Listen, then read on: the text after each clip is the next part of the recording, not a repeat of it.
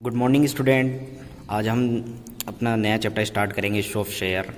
Issue of share क्या होता है कि जब कोई कंपनी अपना वर्क स्टार्ट करती है तो सबसे पहले उसे कैपिटल की ज़रूरत होती है और कंपनी एकदम से इतनी सारी कैपिटल कहाँ से लाए। तो उसके लिए कंपनी क्या करती है, सबसे पहले कंपनी शेयर इश्यू करती है ताकि कैपिटल इकट्ठी की जाए और कैपिटल इकट्ठी करके वो अपना काम शुरू करती है। तो इसमें कैपिटल कई तरह की होती है। सबसे पहले इसमें ऑथोराइज कैपिटल होती है। ऑथोराइज कैपिटल क्या होती है? ये एक रजिस्टर्ड कैपिटल होती है। जब कंपनी अपना रजिस्ट्रेशन कराती है तो उस दौरान कंपनी रजिस्ट्रार के यहाँ अपने रजिस्ट्रेशन में ये बताती है कि वो इतने रुपए तक, इतनी कैपिटल तक शेयर इश्यू करेंगे। तो ये कंपनी पहले ही बता देती है कि उसको कितने, उसकी लिमिट है, कहाँ तक वो शेयर इश्यू करेगी। इसके बाद दूसरी इसमें होती है इश्यू कैपिटल। इश्यू कैपिटल होती है कि रजिस्टर्ड कंपनी ने जितनी रजिस्टर्ड या नॉमिनल या ऑथोराइज कैपिटल होती है उसमें से कितनी कैपिटल के वो शेयर इश्यू कर रहे हैं।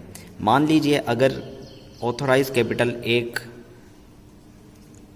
10,000 रुपये की है तो इसमें से कंपनी मान लीजिए 5,000 रुपये के शेयर इशू कर रही है, 5,000 के शेयर इशू कर रही है। तो ये इशू कैपिटल होगी। ऑथराइज होगी जितना कंपनी ने रजिस्टर्ड कराया रजिस्ट्रार के यहाँ, और इशू कैपिटल होगी जितना कंपनी इशू कर रही है। तो ये हो गई इशू कैपिटल। इसमें तीसरा आता है सब्सक्राइब कैपिटल। सब्सक्राइब कैपिटल क्या होता है? इस जो कैपिटल को कंपनी ने इश्यू करा है, इस कैपिटल में से कितने लोगों ने उसमें एप्लीकेशन दी है ख़रीदने के लिए, शेयर ख़रीदने के लिए कितने की एप्लीकेशन आई है, तो वो एप्लीकेशन की जो मनी आती है वो सब्सक्राइब कैपिटल होती है। इसके बाद तीसरा इसमें कॉल्ड अप कैपिटल है। कॉल्ड अप कैपिटल क्या होता है? जब यहाँ पर एप्लीकेशन आ जाती है तो कंपनी को पता लग जाता है कि उसके कितने शेयर होल्डर हैं। शेयर होल्डर जब उसको पता लग जाएगा तो कंपनी उन शेयर होल्डर से किस्तों में पैसा लेती है। मान लीजिए 10 रुपये का कोई शेयर है और इसको किस्तों में कंपनी बांट लेती है, एप्लीकेशन पे, अलॉटमेंट पे या कॉल्स पर। तो इसमें मान लीजिए 10 रुपये का है तो यहाँ कंपनी 2 ले ले, यहाँ 3 ले ले और यहाँ 5 ले ले। तो इस तरह किस्तों में जब कंपनी ये 2 एक साथ ले ले या ये 2 एक साथ ले ले, तो जब इनकी कॉल जाती है, ग्राहक जो खरीदने वाला होता है, निवेशक, उसके पास इनकी कॉल जाती है तो उसे कॉल्ड अप कैपिटल कहते हैं। इसके बाद ये लोग जब उसको पेड कर देते हैं, उस मनी को ये पेड कर देते हैं, तो ये पेड अप कैपिटल आती है। तो ये 5 तरह की कैपिटल होती है। जब कैपिटल इश्यू करती है, मान लीजिए 1 लाख रुपए की कैपिटल है और 10 रुपये के हिस्से में उसे शेयर इश्यू करने हैं, तो इसके 10,000 शेयर बैठते हैं।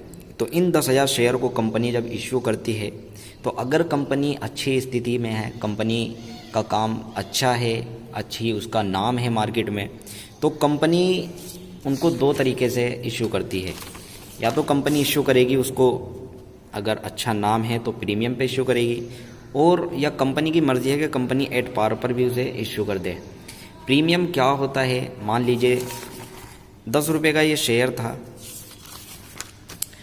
10 रुपये का शेयर था और कंपनी इसमें 2 रुपये जोड़कर मार्केट में निकाले तो ये 12 रुपये का होगा। तो ये जो 12 रुपये, 2 रुपये जो एक्स्ट्रा कंपनी ले रही है, ये प्रीमियम होगा। ये कंपनी अपने नाम के लिए या अपनी पहचान के लिए, कोई बड़ा ब्रांड है तो ये एक कंपनी का प्रॉफिट ही होता है। तो इसके बाद एट पार होता है कि कंपनी ने जितने का शेयर था उतने में ही उसको बेच दिया। 10 का था तो 10 में ही उसको बेच दिया। अब जब मार्केट में कंपनी शेयर निकालती है तो इसमें सबसे पहले जो निवेशक होता है, सबसे पहले कंपनी को वो एप्लीकेशन पहुंचाता है, क्योंकि कंपनी मार्केट में शेयर निकालती है, कंपनी को पता नहीं होता उसके ग्राहक कौन है, कौन उसमें की कंपनी में निवेश करना चाहता है। तो सबसे पहले कंपनी के पास एप्लीकेशन आती है। उसके बाद कंपनी के पास जब एप्लीकेशन आ जाती है और कंपनी को पता लग जाता है कौन कौन उसका खरीदार है, कौन कौन निवेशक है, तो कंपनी उसके बाद अलॉट करती है उनको शेयर, जिसे अलॉटमेंट कहते हैं। कभी कभी ये भी हो जाता है कि कंपनी के पास शेयर की जो एप्लीकेशन है, 10,000 शेयर थे और एप्लीकेशन 12,000 की आ गई, तो इसको ओवर सब्सक्रिप्शन कहते हैं। और कभी कभी ऐसा भी होता है कि कंपनी के पास 10,000 शेयर थे और 8,000 की एप्लीकेशन आ गई, तो इसको अंडर सब्सक्रिप्शन कहते हैं। इसके बाद कंपनी इन शेयरों को अलॉट करती है, जितने शेयर हैं उतने लोगों को अलॉटमेंट करती है। उसके बाद कंपनी उन अलॉटमेंट में कॉल के हिसाब से पैसा लेती है, क्योंकि मैंने आपको बताया है अगर 10 रुपये का शेयर है तो कंपनी उसको हिस्से में बांट लेती है। सबसे पहले एप्लीकेशन पे 2 रुपये ले लिए मान लीजिए, इसके बाद कंपनी 3 रुपये यहाँ ले ले, 2 रुपये यहाँ ले ले और 3 रुपये यहाँ ले ले। तो 2 रुपये एप्लीकेशन पे अगर ले ले, 3 रुपये अलॉटमेंट पे ले ले, 2 रुपये कॉल पे और 3 रुपये कॉल पे, तो इस तरह कंपनी किस्तों में पैसा ग्राहक से लेती है। अब इसकी एंट्री किस तरह से है? एप्लीकेशन की एंट्री रिसीव होती है सबसे पहले और उसके बाद होती है ड्यू। रिसीव क्यों होती है? क्योंकि कंपनी एप्लीकेशन पहले आती है तभी पता लगता है कि निवेशक कौन है। तो सबसे एप्लीकेशन में पैसा आता है और उसके बाद वो ड्यू होती है। बाकी अलॉटमेंट में पहले ड्यू होगी फिर रिसीव होगी। ड्यू का मतलब कंपनी उनको भेजेगी मैसेज कि भाई जो तुम्हारी अमाउंट है वो जमा करा दीजिए, उसके बाद उनका पैसा रिसीव होगा। इसी तरह फर्स्ट कॉल पर पहले ड्यू होगी फिर रिसीव होगी और सेकंड कॉल पर पहले ड्यू होगी फिर रिसीव होगी। इसी तरह कंपनी अगर चाहे तो आगे भी 3rd 4th 5 जितनी भी कॉल करना चाहे तो कर सकती है। इसके बाद इनकी एंट्री किस तरह है? ड्यू की एंट्री किस तरह होगी? अगर एप्लीकेशन की ड्यू की एंट्री होगी तो share application account debit to share capital account. Receive की एंट्री होगी bank account debit to share application account. ये इस तरह से एंट्री होगी।